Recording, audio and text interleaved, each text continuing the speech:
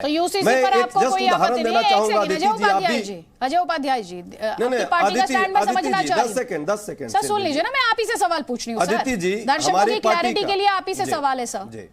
तो कांग्रेस पार्टी को यूसीसी पर कोई आपत्ति नहीं है, यूसीसी आना चाहिए? कांग्रेस पार्टी चाहती है कि पहले इस पे आम सहमति बने। लॉ कमीशन जून 2016 में जो केंद्र सरकार ने 21वें लॉ कमीशन का जो इस काम को सौंपा था और उन्होंने लॉ कमीशन ने व्यापक स्तर पर चर्चा की, संस्थाओं से, प्रबुद्ध लोगों से, आप जैसे पत्रकारों से भी चर्चा की होगी अलग अलग तरह से, और जो व्यू पॉइंट आया उसको परामर्श पत्र के तौर पे अगस्त 18 में लॉ कमीशन ने रखा सरकार के सामने, और केंद्र सरकार इसको मानती है। पूछिएगा भाजपा के प्रवक्ता से रखा या नहीं, और मेरा क्या सवाल उसने क्या रखा? है परामर्श, मेरा सवाल ये है, रखा गया तो था। ठीक है सर, नहीं परामर्श नहीं सर सुन लीजिए ना, सहमति एक अलग बात है, लेकिन आप मानते हैं यूसीसी आना चाहिए या नहीं आना चाहिए, ये अलग सवाल है। दो बातें हैं, एक है कि हाँ ये सही है, ये आना चाहिए, लेकिन तब आए जब सहमति बने तो आप ये मानते हैं कि यूसीसी आना चाहिए? मैं आपसे ये अदिति जी, राज्य के नीति निर्देशक तत्वों का मामला है।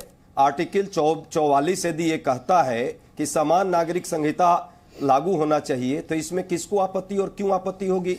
बस उसके मुद्दों की बात है कि ये विधि आयोग पर जाना चाहिए। विधि आयोग ने यास्मीन फारूकी कांग्रेस कह रही है यूसीसी पर कोई आपत्ति नहीं है, बस सहमति हो। ठीक है सर, अब जवाब लीजिए। यास्मीन फारूकी, सरकार कह रही है हम सबको बराबरी पर लाना चाहते हैं, आप क्या कहेंगे इस पर?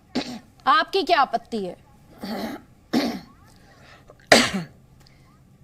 अदिति जी, मुझे कोई आपत्ति नहीं है। सबसे मज़ेदार बात तो ये है कि मीणा जी बिल के लिए तैयार हुए, जिनके यहाँ सबसे बढ़ के ट्राइबल वालों को आपत्ति होगी।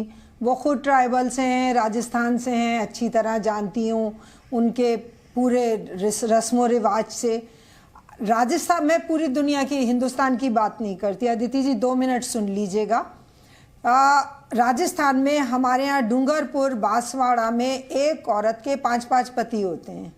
अरे एक एनालिसिस तो कर लो मेरे भाइयों, कोई मुसलमानों को आपत्ति नहीं होगी। क्यों? क्योंकि आपके पास खाप पंचायत चल रही है, आप उसको रोक नहीं सकते।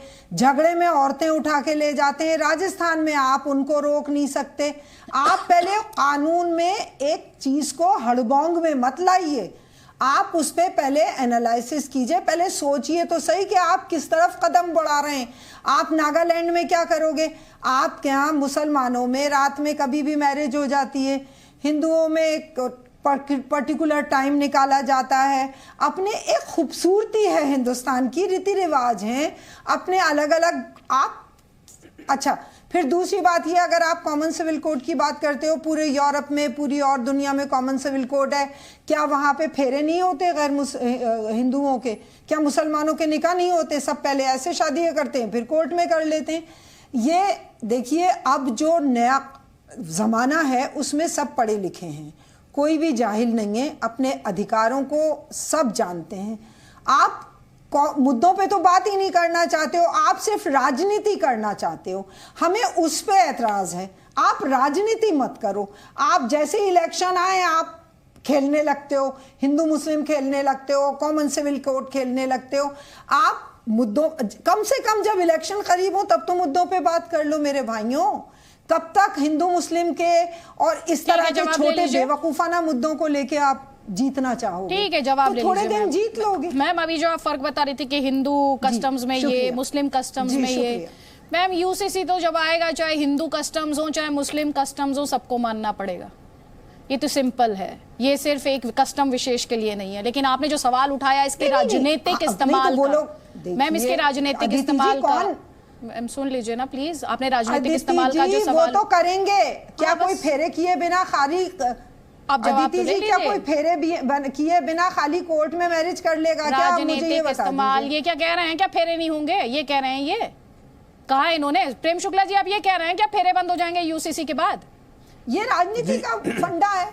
पता नहीं ये कहां से, ये कल्पना कहां से आई है, तो मेरे समझ में नहीं है। खूबसूरत चीज को, एक गुलदस्ते को खराब क्यों कर रहे हो? नहीं मैम, हमें इस मुद्दे को भी समझने की जरूरत है। यूसीसी का मतलब क्या ये है कि सबको एक जैसा कपड़ा पहनना पड़ेगा, सबको एक जैसा खाना खाना पड़ेगा, सबको एक ही जैसी चीजें करनी पड़ेंगी, इसका मतलब ये कतई नहीं है मैम। अदिति मुझे पता है, ये पता है, ठीक है। अब आपने जो पॉलिटिकल सवाल पूछा उसका जवाब ले लीजिए। शुरू में कहा है क्या ट्राइबल वालों के साथ, ठीक है मैम, आदिवासी उसका एक पहलू है। अब एक सेकंड रुकिए, जवाब ले लीजिए। उसका जवाब का क्या होगा? जवाब तो ले लीजिए मैडम। एक औरत के 5 हस्बैंड होते हैं हमारे। अरे मैम पता नहीं कहाँ पे 5 हस्बैंड है, मुझे नहीं पता आप कहाँ पे 5 हस्बैंड बता रही हैं। अब रुक जाइए, प्रेम शुक्ला से जवाब ले लीजिए। प्रेम शुक्ला जवाब दीजिए।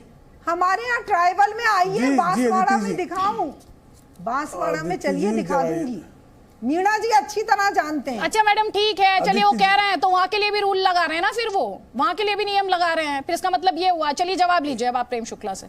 प्रेम शुक्ला जी ये 2 बातें इन्होंने कही हैं। एक तो अलग अलग कस्टम का जिक्र ये कर रही है, बता रही है कि बांसवाड़ा में महिलाओं के 5 पति होते हैं और इनके अलग अलग अपने दावे हैं यहाँ पर, ठीक है। दूसरा ये है कि ये कह रहे हैं आपको यूनिफॉर्म सिविल कोड इलेक्शन के आसपास याद आती है, आप राजनीतिक इस्तेमाल करते हैं, आप मुद्दों से ध्यान भटकाने के लिए यूनिफॉर्म सिविल कोड को लेकर आते हैं। सर ये 2 सवाल हैं, आपका जवाब। जी, पहली बात तो जब संविधान सभा के सदस्यों ने बात की तो कोई चुनाव किसी की दृष्टि में नहीं था। दूसरी बात, अगर कोई इस पर राजनीतिक परिचर्चा करना चाहता तो किसी को क्या आपत्ति होनी चाहिए? भारतीय लोकतंत्र का संचालन संसद से होता है और संसद का जो निर्वाचन है वो राजनीतिक प्रक्रिया है। और अगर जो है जनादेश प्राप्त करते समय कोई अगर विषयों को सामने ले जाए तो इसको बेवकूफाना यास्मीन फारूकी कहें तो इसको बेवकूफाना शब्द कहना या अभद्रता के अतिरिक्त क्या है? तो वह अभद्रता कर सकती है। एक राजनीतिक संसदीय संवैधानिक प्रक्रिया को बेवकूफाना कहना ये यास्मीन फारूकी की बौद्धिकता हो सकती है। बातें करते हो,